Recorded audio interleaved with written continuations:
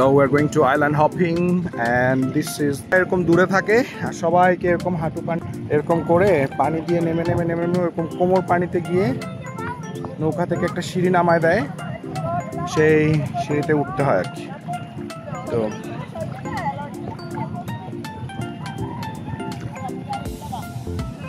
এরকম এই যে নৌকাগুলো চলে যাচ্ছে, এই যে নৌকাটা আসতেছে।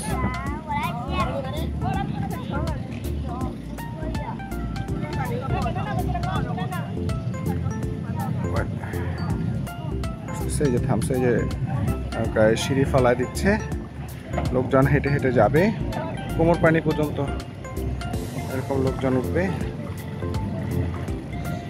ছেলে মানুষ গোটানোর কিছু নাই, প্যান্ট তো ভিজবেই।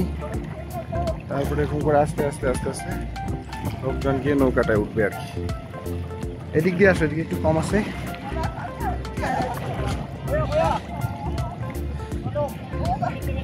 এরকম করে উঠতে হয়। তো এর আগে যেহেতু আমরা আইল্যান্ড হপিংয়ে গিয়েছিলাম এল নিডোতে, তাই আমরা জানি আসলে যে এভাবেই উঠতে হয়, কিন্তু তখন আসলে ভিডিও করতে একদম ভুলে গিয়েছিলাম। তো যাই হোক, এটা আপনাদেরকে দেখিয়ে দিলাম যে পুরোটা রাস্তা পুরো কোমর পর্যন্ত ভিজে দেন হচ্ছে আইল্যান্ড হপিংয়ে যেতে হয়।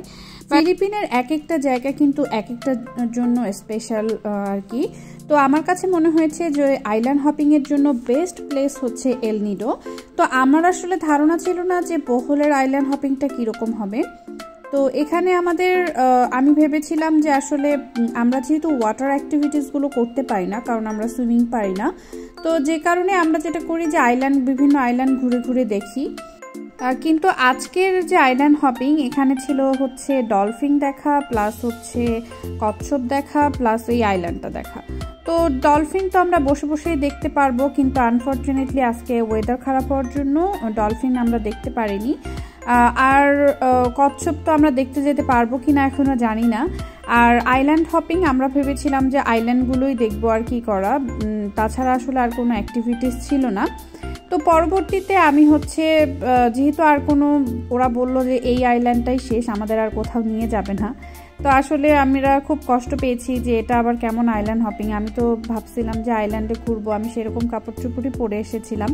কিন্তু যেহেতু কিছু করার নাই, সাহস করে উদ্যোগটা নিয়েই নিলাম যে হ্যাঁ আমিও কচ্ছপ দেখতে যাব। তো বিপ্লব বলল যে না, সে আসলে একটু ভয় পায় পানিকে বা নামতে। তো আমি বললাম যে না আমি যাব। তো এরকম আপনাকে বড় নৌকায় করে এই আইল্যান্ডে আসার পরে এরকম কাপড় চোপড় দিয়ে দিবে, একটা হচ্ছে লাইফ জ্যাকেট প্লাস হচ্ছে চশমা দেখার জন্য। তো যাই হোক, এরপরে হচ্ছে আমাদেরকে এরকম একটা ছোট্ট নৌকায় করে নিয়ে যাবে হচ্ছে যেখানে কচ্ছপগুলো আছে ঠিক সেখানে। আমি যেহেতু সুইমিং পারি না, তো তারপরও আমাদের যে নৌকার যে চালাচ্ছিল লোকটা, সে আর কি বেশ আমাকে সাহস দিচ্ছিল যে কোনো সমস্যা নেই, কোনো সমস্যা নেই, চলে আসেন এরকম। তো আমাকে যেটা ডিরেকশন দেওয়া হলো যে আমাদের এই যে নৌকাটা দেখতে পাচ্ছেন, এই নৌকার দুই পাশে যে বাঁশটা আছে সেই বাঁশটা ধরে আমি থাকবো এবং পানির নিচে মাথা ডুবাই হচ্ছে আমি কচ্ছপ দেখব। তো এই তো আমি নৌকায় উঠে পড়লাম। আমার হাতে একটা গোপ্রো দেখছেন, এই গোপ্রোটা হচ্ছে আমি আজকে পুরো দিনের জন্য ভাড়া করেছি, কারণ এরপরে বিকালে হচ্ছে আমরা এটা শেষ করে স্কুবা ডাইভিং করব। তো এই জন্য পুরো দিনের জন্য গোপ্রোটা ভাড়া নিয়ে নিয়েছিলাম। তো এখন আমরা যাচ্ছি হচ্ছে কচ্ছপ দেখতে। তো এরা দুইজনই ছিল ফিলিপিনিজ, তো এদের সাথে বেশ গল্প করতে করতে যাচ্ছিলাম। এরা আসলে ম্যানিলাতে থাকে, ম্যানিলা থেকে বোহলে এসেছে। বোহল হচ্ছে খুব, আমার কাছে মনে হয় পার্সোনালি ওদের মুখে শুনেও যেটা বুঝলাম যে স্কুবা ডাইভিংয়ের জন্য বেস্ট প্লেস হচ্ছে বোহল। তো আইল্যান্ড হপিংয়ের জন্য কিন্তু বেস্ট প্লেস বোহল না। তো আইল্যান্ড হপিংয়ের জন্য কোরন এবং এল নিডো, এই দুইটা প্লেস হচ্ছে বেস্ট। আর বোহলে যারা আসে তারা মোটামুটি স্কুবা ডাইভিং বা সুইমিং অনেক ভালো পারে, তারা হচ্ছে এই ক্রিস্টাল ক্লিয়ার ওয়াটারের মধ্যে মেরিন লাইফটাকে দেখার জন্য, এবং এক্সাইটিং প্লেসগুলোর মধ্যে একটা হচ্ছে বোহল। তো আপনারা যারা স্কুবা ডাইভিং করতে যান তারা অবশ্যই বোহলে আসতে পারেন। এই যে আমার যে নৌকার লোকটা আছে সে হচ্ছে পাটাকে আমার এভাবে আটকিয়ে দিয়েছে নৌকার মধ্যে, আর এই বাঁশটার মধ্যেও ধরে আমি হচ্ছে একটু পরপর বাহিরে নিঃশ্বাস নিচ্ছিলাম আর ভিতরে সৌন্দর্যটাকে উপভোগ করছিলাম। আমি আসলে বিশ্বাসও করতে পারিনি যে আমার এতটা ভালো লাগবে এবং আমি এতটা এনজয় করব। ট্রাস্ট মি, আমার লাইফের বেস্ট এক্সপিরিয়েন্স ছিল এটা।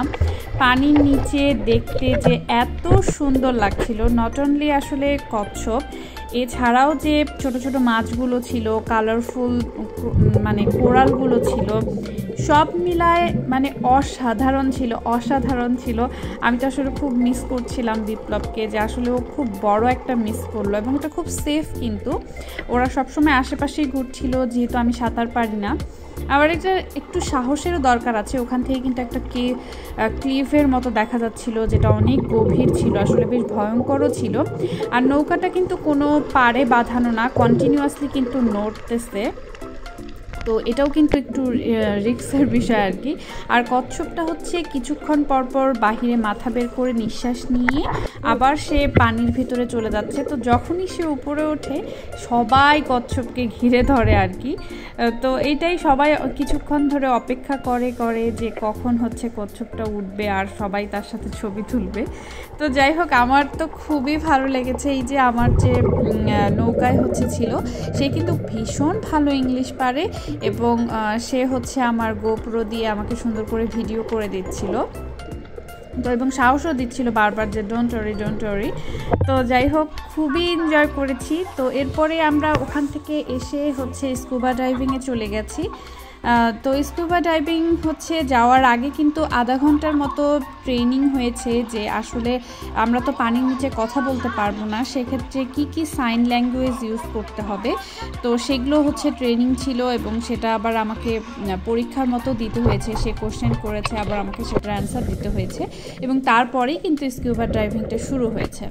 তো মেইন আমার কাছে যেটা প্রবলেম মনে হয়েছে সেটা হচ্ছে যে আপনাকে মুখ দিয়ে নিঃশ্বাস নিতে হবে এবং মুখ দিয়েই ছাড়তে হবে। আপনি নাকটা হচ্ছে টোটালি কিন্তু বন্ধ করে দিবে ওরা। তো মুখ দিয়ে ওইটা হচ্ছে উনি প্রথমে বললো যে এটা হচ্ছে অনেকের প্রবলেম করে, কিন্তু আমার কিন্তু এটাতে কোনো প্রবলেম হয়নি। আমি মুখ দিয়ে নিঃশ্বাস নিয়ে মুখ দিয়ে ছাড়তে পেরেছি। মেইন যে প্রবলেম হয়েছে, আপনি যত পানির গভীরে যেতে থাকবেন আপনার কানে একটা প্রেশার ফিল হয়, তো কানটা প্রচণ্ড ব্যথা করে। তো এই জন্য ওরা কী করে একটু পরপর উপরে উঠে আবার প্রেশারটাকে রিলিজ করে এবং দেন ভিতরে যায়। তো ওরা আমাকে বলেছিল প্রথমে আস্তে আস্তে আমাকে অ্যাডাপ্ট করে দেন আমাকে আরও গভীরে নিয়ে যাবে আর কি। তো কিছু সাইন ল্যাঙ্গুয়েজ ছিল, যে কখন আমি হচ্ছে পেইন ফিল করব, কখন আমি ভালো ফিল করব, কোন সাইনটাতে হচ্ছে আমি উপরে উঠতে চাচ্ছি, কোন সাইডটাতে আমি নিচে যেতে চাচ্ছি। তো এই সাইনগুলো হচ্ছে মুখস্থ করতে হয় আর কি। তো যাই হোক, এইটা প্র্যাকটিস করার পরেই এখানে এসেছি। এই যে দেখুন পানির নিচের সৌন্দর্য, আসলে জীবনে একটা বিশাল বড় স্বপ্ন আমার পূরণ হয়েছে। পানি আমার ভীষণ পছন্দের, আমি কখনো কল্পনাও করতে পারিনি যে আমি আসলে মানে স্কুবা ডাইভিং করতে পারবো কোনো সাঁতার না জেনে। তো ফিলিপিনে এখানে যদি আপনি বলেন আপনি সাঁতার পারেন না, তো এরা এটাকে আসলে খুব নর্মালভাবে নেয়। ইটস ওকে, আপনি সব অ্যাক্টিভিটিস করতে পারবেন, এতটা ফ্রেন্ডলি এখানে সব কিছু। তো ওরা হচ্ছে আপনাকে একটা লোক দিয়ে দিবে যে কন্টিনিউয়াস আপনার পিছনে থাকবে, আপনাকে কন্ট্রোল করবে, যে অক্সিজেনের প্রেশারটা সবটাই হচ্ছে সে কন্ট্রোল করবে, আপনি শুধু নিচে যেতে থাকবেন। এজন্য আসলে কোনো রিস্ক নেই। তো এজন্য কোনো সমস্যা নেই। যারা সাঁতার পারেন না তারা কিন্তু অবশ্যই ফিলিপিনে যেয়ে আমার মতো এরকম নিজের স্বপ্নগুলো সবগুলো পূরণ করতে পারেন।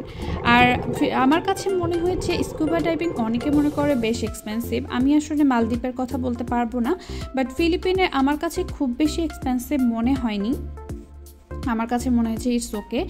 যদিও হচ্ছে আমরা যেটা স্কুবা ডাইভিং হচ্ছে বুক দিয়েছিলাম সেটাতে হচ্ছে সার্ডিন যে ফিশটা আছে সেই ফিশটা দেখার জন্য, কিন্তু আসলে সেটা হয়তো বা পানির অনেক গভীরে এবং আরেকটু সামনে।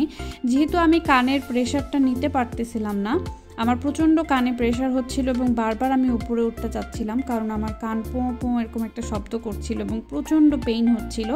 তো এটা আসলে ডিপেন্ড করে, কারো কানে পেইন কম হয়, কারো বেশি হয়, এটা আপনার উপর ডিপেন্ড করবে আপনি কতটা প্রেশার বা পানির যে ইয়েটা সহ্য করতে পারবেন। তো যাই হোক, মানে যতটুকুই দেখেছি আল্লাহর কাছে আলহামদুলিল্লাহ। তো উনি আমাকে আরও ভিতরে নিয়ে যেতে চাচ্ছিল, বাট আমার আসলে মনে হচ্ছিলো যে ইটস ইম্পসিবল। এই কেভ দেখেই আমার ভয় লেগে গেছে। তো আমি বলছি যে না, আমি আসলে এর থেকে বেশি দেখতে চাই না। যতটুকু দেখেছি আলহামদুলিল্লাহ যে আমার জীবনে একটা স্বপ্ন পূরণ হয়েছে। তো আমি পুরোটা ভিডিও হচ্ছে আপনাদের কাছে না কেটে না এডিট করেই দিয়ে দিয়েছি, কারণ আসলে এখানে এডিট করার মতো কিছুই নেই। এত সুন্দর। তো আমার এই এক্সপিরিয়েন্সগুলো আপনাদের সাথে শেয়ার করলাম। আপনারা কিন্তু অবশ্যই জানাবেন কার কেমন লাগছে আমাদের এই ভিডিওগুলো। আমাদের আরও অনেক সুন্দর ফিলিপিনের ব্লগ কিন্তু আমি আগে আপলোড করেছি। আপনারা যারা দেখেননি তারা কিন্তু ডিসক্রিপশন বক্সে লিঙ্কগুলো দেওয়া থাকবে, দেখে নিতে পারেন। আসলে ফিলিপিন এত সুন্দর একটা দেশ যে আমার আসলে এই কয়েকদিনের মন ধরেনি, আমি অবশ্যই আবার আসবো ফিলিপিনে।